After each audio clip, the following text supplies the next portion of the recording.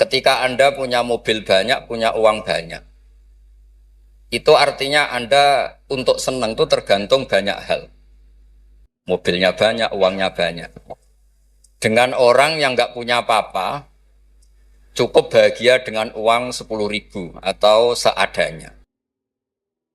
Logika yang dibangun adalah keren mana orang yang untuk bahagia butuh banyak hal dengan sedikit hal. Ini ku pinter putih. Pinter sing bahagia dengan sedikit hal.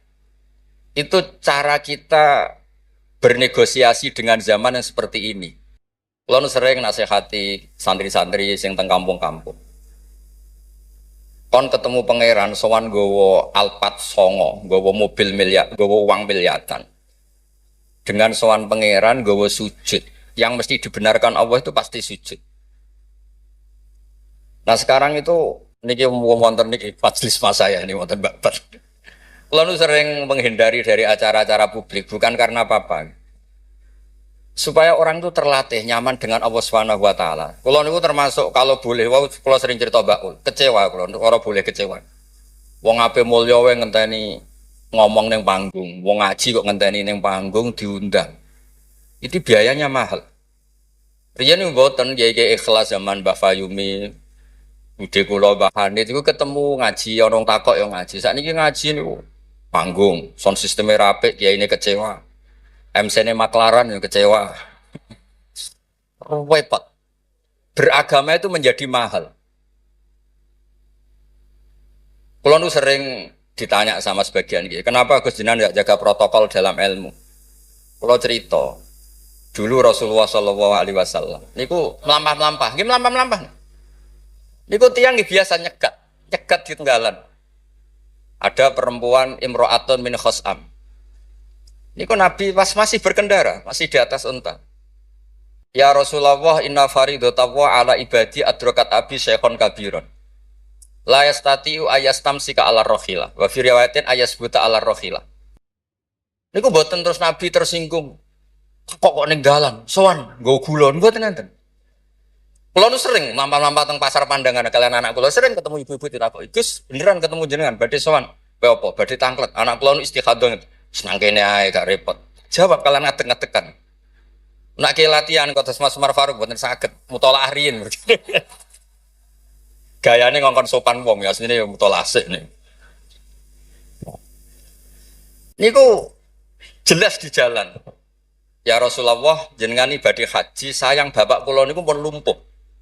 Tidak bisa ikut haji. Apa saya bisa menghajikan beliau? Jawab Nabi, na'am, ya bisa. Semenjak itu dikenal ada dua haji amanah. Satu orang yang sudah meninggal, kedua yang masih hidup tapi lumpuh. Disebut hajjul ma'dud, hajinya orang lumpuh. Dan saya di mana-mana kampanye ini supaya ada kesadaran kalau secara teori nggak mungkin haji, niku saged diamanahkan meskipun belum meninggal. Itu disebut hajjul ma'dud. Nah untungnya begini haji ma'dud. Niki wonten majelis Dewan Masyayikh. Sekarang tuh fatwa itu kalau nggak punya otoritas tuh nggak didengar. Rodok ruwet. Kalau jenengan kadung meninggal, itu kalau tidak niat haji, tetap sama Allah ditulis tidak haji. Meskipun anak cucu jenengan menghajikan. Karena menghajikan orang yang sudah meninggal dan tidak niat haji itu hanya untuk mengesahkan warisan. Karena sebagian warisan ini harus digunakan untuk haji. Tapi kalau jenengan masih hidup dan lumpuh, nggak mungkin haji. Jenengan berkontribusi niat. Wes jong kairiku tua iku dol go kajiku. Innova iku dol go hajiku. Dia ikut berkontribusi. Lalu kalau sering kampanye monggo kalau masih hidup tidak mungkin haji, ikut memutuskan sekarang juga haji. Namanya hajjul ma'dud. Sehingga jenengan ikut komitmen niat dan ikut memutuskan. Niku riyen nggih namung kan cerita, Mbak cerita, Mbak Fayumi ikhlas, Bu Yohanit ikhlas. Niku Nabi ketemu tenggalan iki takok, ora usah ngenteni bahsul masail terus untuk sangu, untuk podium, untuk panggung. Ruwet kerepotan. Nah dulu bahsul masail itu hanya untuk diskusi mas'alatun muhtamilah. Satu keputusan fikih yang memper kanan, memper kiri itu memang butuh diskusi. Karena memang ada kemungkinan A, kemungkinan B. Kalau nggak perlu diskusi, memang kaulan wahidan itu dulu ya seketemunya dijawab. Saya beri contoh Mas Faruk supaya sampai ngaji ini tambah tahqiq. Misalnya begini, saya ini kalau sama Gus Mail, Mas Mail, yang harus hormat siapa? Kalau menurut struktur keluarga kulo ini pernah nom. Tapi nak nggak struktur umur, ambek mau jadi pengurus besar mau jadi. Ya mbak sing hormat kulo. Lalu yang dipakai yang mana? Struktur umur, apa struktur keluarga, apa struktur alim? Karena kita pasti punya status di bab alim, alim ini, di bab umur bagus ini. Terus sampean ketemu wong melarat. Wong melarat itu fadilah luar biasa. Wong sugih fadilah dermawannya biasa. Kalau dua orang ini ketemu yang harus hormat siapa? Sing melarat hormat wong sugih hormat wong melarat. Boten saged nak jare bapak kula ngeten. Ana wong melarat tuh matur teng bapak. Enak udah di wong sugih. Poso ora usah kerja, setengok-tengok ning omah ngenteni maghrib. Nah wong melarat tuh wis poso, macul, buruh. Repote koyo nopo? Terus wonten wong sugih, sing jawab yang sugih. Enak wong melarat biasa ramangan. Wong sugih kuwi esuk pecel, awan rawon, sore sithik nyate. Jadi yang ditinggalkan banyak. Nah sampean kan biasa ramangan. Lha iku jenenge muhtamil. Setelah didiskusikan ternyata sama-sama repot. Nah itu yang perlu musyawarah Mas Faruk. Ada masalah sing muhtamilah. Karena memang kita tidak bisa menjawab dengan kaulan wahidan atau dengan al-mansus. Nah, dulu, ini cerita dulu.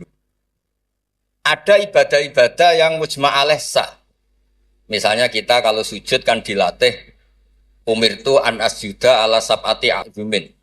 Al-jabha wal yaden wal rukbaten wal kodamen. Al-jabha 1, yaden 2, rukbaten 2, kodamen 2. Berarti 7.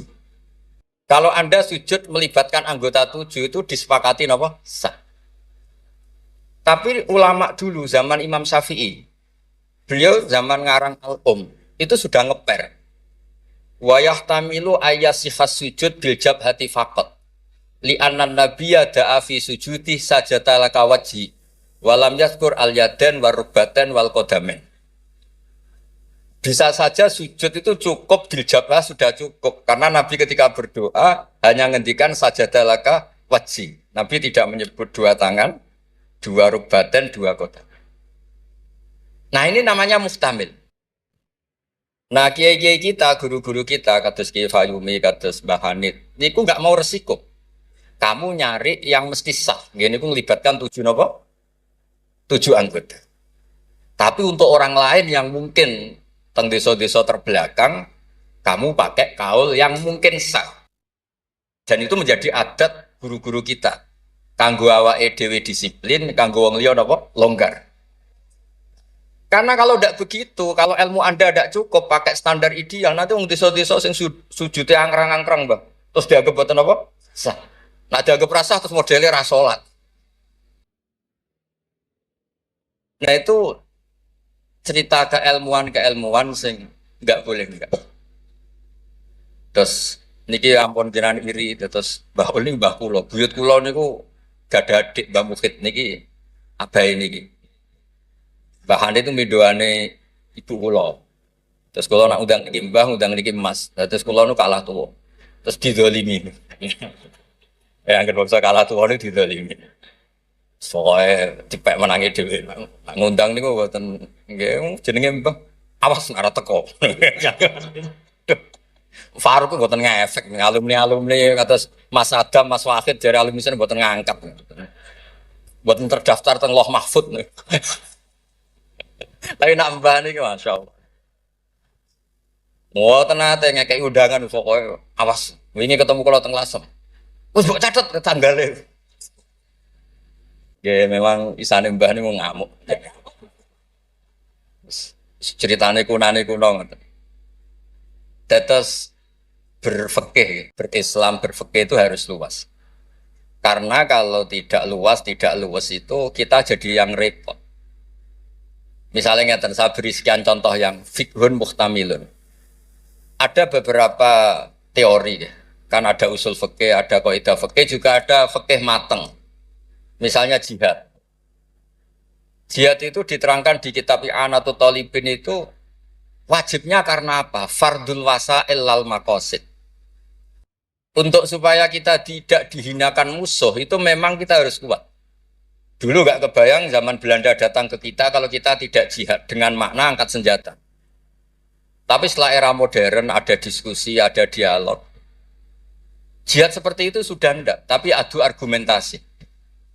Sehingga kitab I'anah mengatakan fardul wasail itu tidak bisa menjadi hukum permanen kalau sudah hasolal maksud. Kalau Anda ingin mengangkat Islam, dulu itu ya karena musuhnya pakai senjata, kita pakai senjata. Kalau sekarang kan enggak, era modern, ada diskusi, ada argumen. Masuknya di ayat qul falillahil hujjatul baligh. Allah itu selalu agamanya dibela logika yang mapan. Saya punya sekian contoh cerita tentang logika. Dulu awal-awal Rasulullah dakwah itu mengajak ila ilahin wahid. Kata orang-orang kafir, aja'alal alihata ilaha wahida innaha adalah syai'un ujab. Muhammad itu aneh, problem kita banyak, masalah kita banyak kok Tuhannya satu. Apa cukup untuk menyelesaikan problem kita? Jadi dulu orang Arab tuh mirip orang Cina. Ini Tuhan bagian hujan, bagian petir, bagian BPKB, bagian gadean itu Tuhannya beda-beda. Sertifikat kok udah pinter. Tuhan bagian nangani widadari katanya Mas Mail.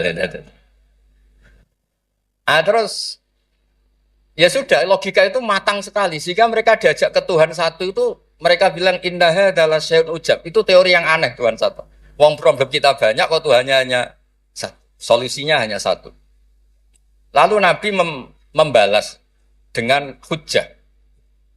Kata Nabi, andaikan kamu jadi buruh, jadi pekerja. Kemudian majikan kamu banyak, perintahnya beda-beda. Dan yang kalau nggak dituruti marah. Kamu menuruti satu, meninggalkan yang satu. Menuruti satu, meninggalkan yang satu. Mengabaikan yang satu. Enak mana punya majikan banyak sama majikan satu? Ya enak satu Muhammad. Mereka masih bilang Muhammad, belum Rasulullah. Terus kata Nabi, begitulah. Warob hukum sayyidukum. Tuhan kamu itu Tuhan kamu. Kalau banyak-banyak, kamu yang bingung. Ya sudah, Tuhannya satu aja. Itu hujjah. Bukan pakai pedang, bukan pakai kekerasan. Akhirnya menjadi ayat, Dorobawaw matalar rojulan fi syuraka mutasyakisuna warojulan salamal lirojul. Bagi hal yastawiyani masalah, terus kata Allah, Alhamdulillah. Nah, sehingga kalau kita ngaji mu'in, ya ngaji ana, sehingga ngerti, jihad itu wajibnya itu fardul wasail lal maqasid. Ya sama, kalau wasail itu bisa diabaikan kalau ada konteks tertentu yang cukup pakai sama-sama hasil apa? Maksud.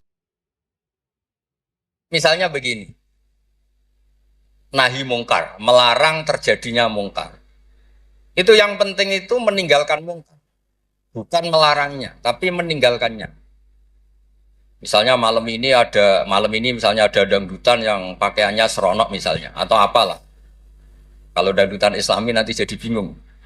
Maksudnya yang nonton ini haram apa enggak? Ini nanti Mas Umar Faruk fatwanya bingung. Misalnya yang karuan haram kan kita beri contoh atau apalah dangdutan atau yang lain dengan pakaian yang tidak pantas. Tapi kalau pantas ya enggak tahu, saya hukumnya tanya Mas Faruk.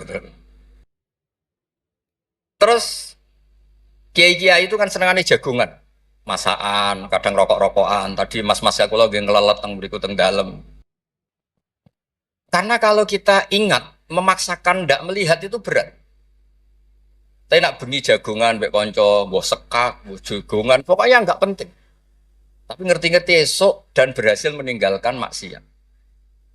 Sehingga kenapa kiai-kiai itu suka jagongan, suka guyon semalaman. Saya sering ditanya orang-orang Islam kota, kenapa sih Gus Kiai-Kiai NU itu senani jagongan, masakan semalaman?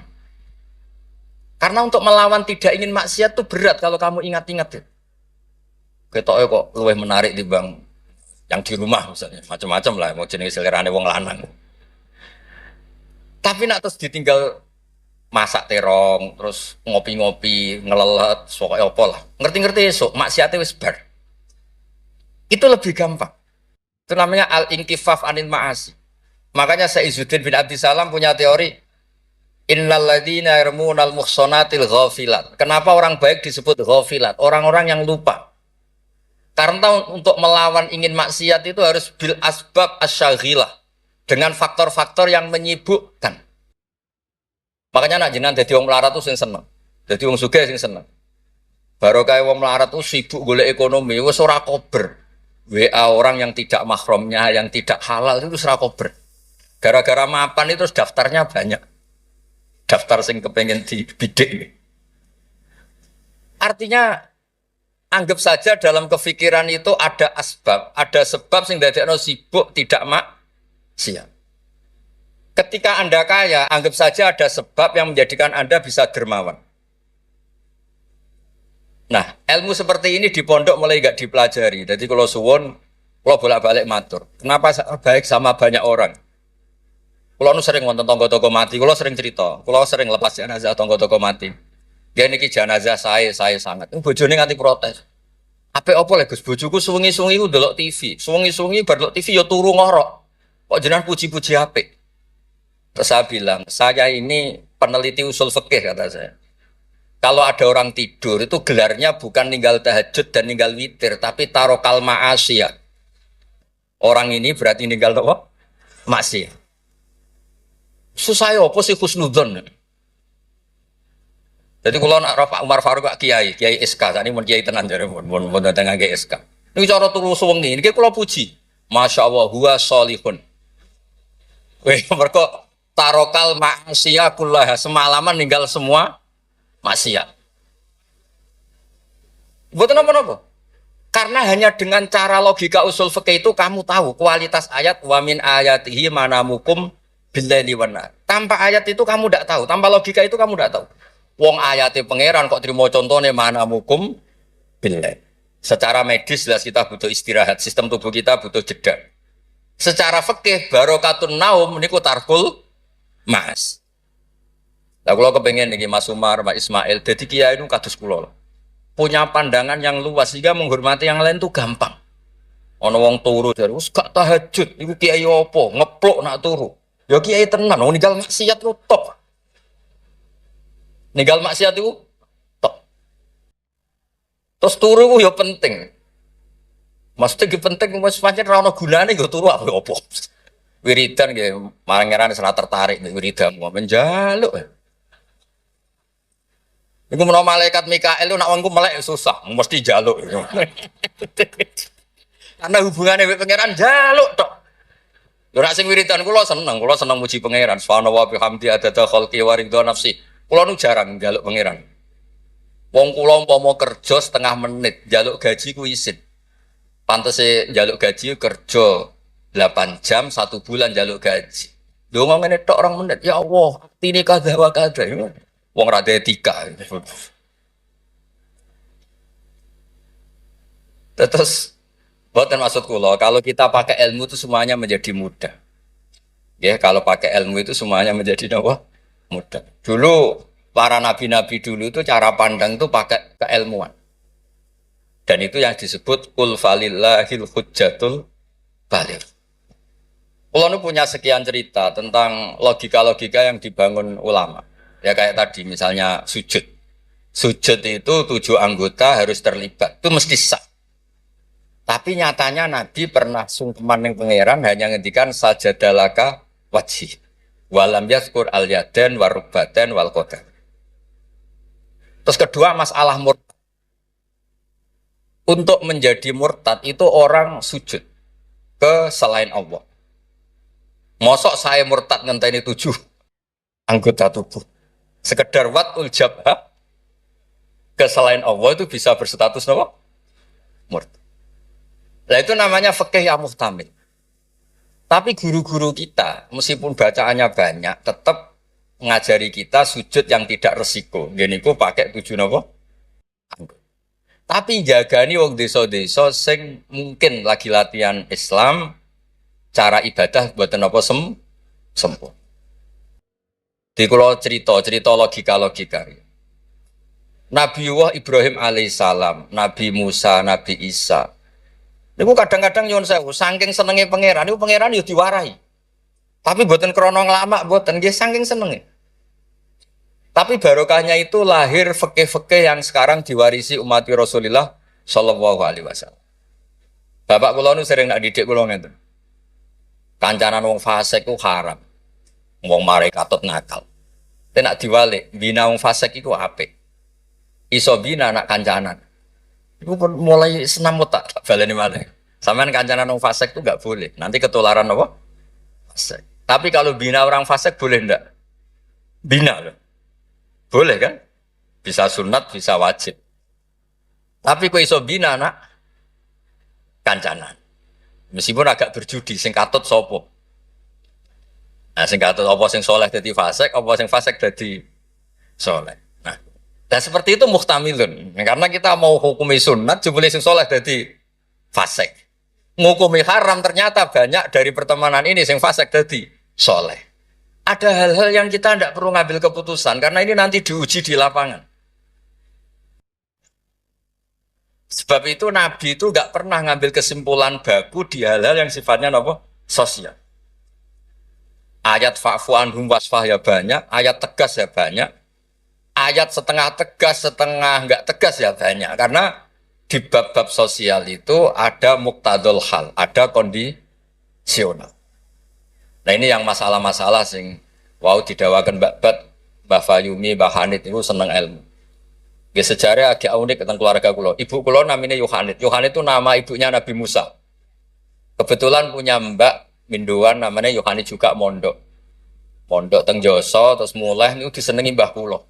Terus rabi terus Mbak Ul. Buyut kulo. Terus badhe Mbak Mukhid wafat angsal Mbak Fayumi. Terus Mbak Hanit riyen cerita kulo, aku di bojo loro iku ahli falak kabeh. Riyen Mbak Mukhid enggak ahli falak, Mbak Fayumi ahli. Modele anake bebor aku ngono diceritani alime bapak es. Kok wedi kon niru. Kula roh lah kelakuane Gus-gus kula roh apal. Jadi agar diceritani alime abae iku bebo tawadhu, bebo kon niru apa tadi. Terus kula suwun lah di bab-bab tertentu itu baca itu harus banyak. Kula gadah kitab namanya Khilyatul Auliya. Niki cerita terakhir kula. Wonten orang tabi'in itu alim alama.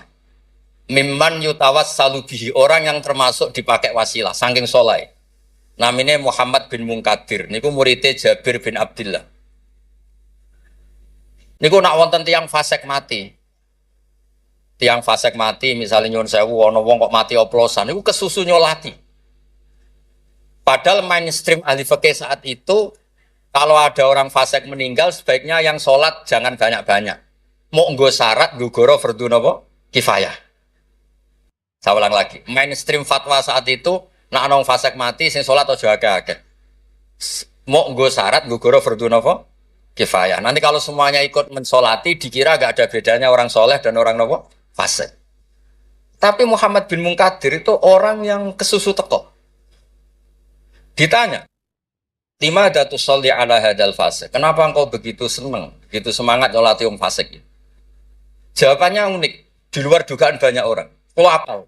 Jawaban itu. Inni astahyi minallah. Ayya'lama minni anna qudratahu ta'jizu an ahadin min khalqih. Itu yang dipakai Kiai Jawa. Aku iku isin mbek pangeran. Nak delok wong fasik kemudian Allah melihat hati saya seakan-akan Allah itu pasti tidak maafkan dia. Jadi intinya beliau datang itu sebagai kepastian tauhid beliau sendiri bahwa maghfiratuhu wasiat kullase wa rahmatuhu ge ammat kullase.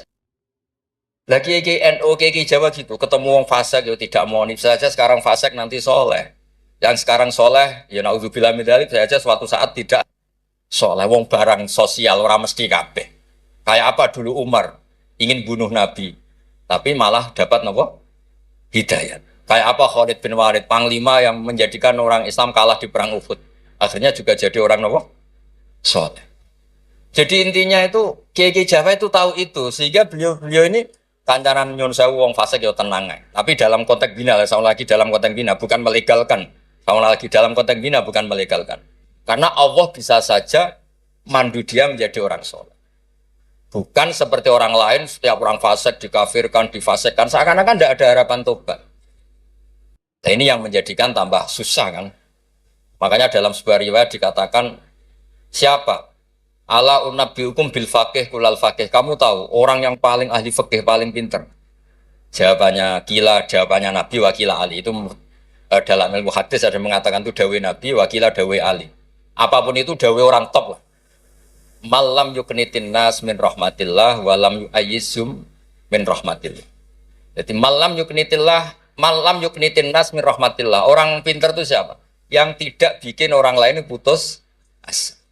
Walam yu'aminhum min makrillah, dan yang sedang soleh pun tidak merasa sok-sokan memiliki Allah Subhanahu wa ta'ala. Terus orang lain divonis apa? Itu juga yang menjadikan kiai-kiai kita ketemu wong soleh hormat, ketemu orang fasik ya respect, karena berharap suatu saat tobat. Itu yang ditiru Rasulullah SAW ketika orang Taif, ya Bani Abdul Yalil, pokoknya orang Taif kayak begitu bencinya sama Nabi sampai melempari batu ini itu, terus Malakul Jibal ingin menghabisi mereka. Kata Nabi apa? Jangan. Inilah arju ayyukhrijawah min aslabihim ma ya'budu wa la yusyriku bihi syai'an. Bisa saja bapaknya begini, tapi suatu saat anak-anaknya jadi orang yang luar biasa. Dan itu yang sekarang kelihatan. Sering ada wisuda tahfidz itu yang nangis itu bapaknya. Gus, kalau mau Quran wira iso, kok anak kula hafal Quran, napa kula niku ngipi. Wadah, konco sing saged maca kitab bapake mboten roh Arab. Dari itu harapannya Nabi ya seperti itu. Nak bapak era kena gini apa? Anak. Ampun kados kula riyen di konco mondok nuwakale ra karuan. Riyen kan mboten telepon, bapake disurati anak-anake nakal. Bocahe tenang ae. Bapak disurati pengurus kayak kok tenang. Bapak kula buta huruf wis tenang mawon. Bapak kula buta huruf. Nggih wonten sing mondok umur 2 tahun wis ngrasa pinter. Kampung kula terbelakang, Gus iso tahlil sudah kepowin repol. Lah lha apa kula ngalem-ngalem iso maca Wahab, macakno sapa? Ya tiyang kathah. Tapi apapun itu kula suwun, terus wow kampanyane babat mono tawassut tawazun bah kampanye PBNU wae. Nah kula sesuai kampanye sebagai hasil yang saged ngaji guys, yang yen bapak kula niku terkenal pinter ngaji. Nah nek kula nyali cerita bapak kula terkenal ngaji itu kok Gus Ismail Gus Umar iku kudune nyali. Wong iku kudu siap cerita bae. Mergo ora ana wong apik kecuali memaklumatkan diri wattaba'tu millata abai Ibrahim wa Ismail wa Ishaq. Jadi wattaba'tu millata abai Ibrahim terus wa Ishaq wa Yakub. Aku yo anut bapak-bapak. Bapak-bapakku luar biasa. Ibrahim, Ishaq, Yakub. Kita tahu Nabi Yusuf bin Yakub bin Ishaq bin Ibrahim. Tapi aja bangga kehormatan bapak etok kudu wattaba'tu anut. Bapak alim ya melok alim. Mak bapak ahli falak iso falak. Nak bapak entuk salam templek ra apa-apa ditiru ya ra apa-apa. Mosok entuk repot tok ra entuk seneng ya gak apa-apa lah. Islam tuh fid dunya hasanah wa fil akhirati napa? Hasanah. Aja kok fid dunya hasanah gelem. Bareng bapak yang alim, bapak ngalim iku wong dhisik, wong saiki ora oleh ngoten niku mboten ngasa. Kula sinau tafsir Bedawi niku kitab gadane Mbah Mukhid disilai lek Lukman. Riyen niku saking radine dhuwit. Kitab tafsir Bedawi niku kula roh tulisane Basal nggih Basal misanane Mbah kula nggih misanane niki misanane Basal nggih kondang. Terus Mbah Badiah niku Mbak Yune abahe niki. Adik buyut kula. Kula ajane buyut kula paling barep, ajane nak menang buyut menang kula kabeh. Buyut kula niku barep. Jadi gara-gara buyut kula barep, kula generasi ke-6 niki generasi ketiga terus digo kalah-kalah ngeten iki. Tapi alhamdulillah barokah barep menawa dongane ngalim luwih dhisik. Jadi sampai pangeran di ACC riyen terus saya. Terus riyen niku wattaba'tu millata abai. Kula sering didhawuhi Mbah Mun ketika kula mulai ketok ngalim iku barokah mbahmu lasem, mbahmu kajet. Mergo Allah ora dadekno generasi top kecuali Allah nyebut Mbah Baisik. Bariku lagi amma al-hidayah. Gini kok Allah nyebut ulaikal ladzina an'ama Allahu 'alaihim minan nabiyyin. Orang-orang baik sing disebut Mbah Baik min dzurriyyati Adam wa mimman hamalna ma'anu. Terus wa min dzurriyyati Ibrahim wa nembe wa mimman hadaina wastabaina. Jadi Allah gak ada adat nak wong saleh mesti didelok Mbah Baik. Ngergani. Ono tanah ijek melarat tetap mulang, dikene babat masih melarat telah susah lah zaman Mbah Fayub melarat kita tetap mulang. Nak wong mboten kiai kan kesel istirahat. Kesel istirahat. Kiai mboten kesel lah napa? Mula. Lha iku sing diregani bapak kalian Allah.